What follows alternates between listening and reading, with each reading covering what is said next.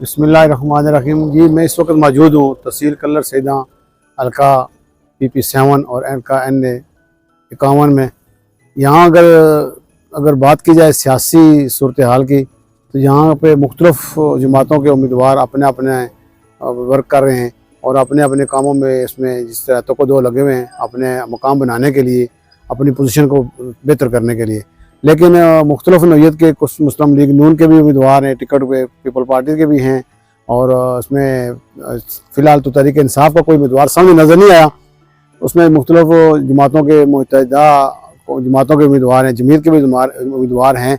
लेकिन यह है कि उसमें अक्सर के जो पोजीशन है, राजा सगीर साहब की अगर बात की जाए जो साबका MPA हैं, तो उन्होंने पिछले एक दफ़ा आज़ाद इलेक्शन लड़ के फिर मुस्लिम लीग नून पे टिकट पर इलेक्शन लड़ा और MPA में दाखिल हुए। इस वक्त जो सियासी हलकों में या अवामी हलकों में जमहूरियत चल रही हैं, वो उनसे अक्सर लोग नाला हैं। उसकी वजह यह है कि वो कहते हैं इनको मैं 2 दफ़ा मैंने मुंतखब किया, उन्होंने हमारे काम नहीं किए। और भाई अगर बात की जाए कोटा के जो साबका उम्मीदवार थे NA57 के राजा तारक अजीम, तो इस वक्त वो हल्का चेंज होने की वजह से उसका नया नाम हल्का जो बना है NA51, उसमें राजा तारक अजीम के लोग कह रहे हैं कि जी अच्छा बंदा है, उसकी बेहतर जा रही है पोजीशन। बाकी देखते हैं कौमी और सूबाई असम्बली की जो जितनी मेहनत करेगा वो उस पर इंशाल्लाह अपना वो रिजल्ट ले लेगा।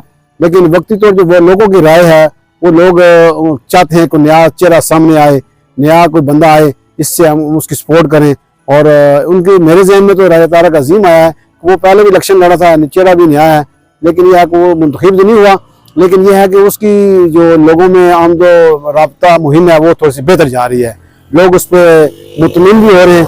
बाकी रिजल्ट जो आएगा वो उस वक्त सब समझ आ जाएगा कौन बेहतर है कौन है।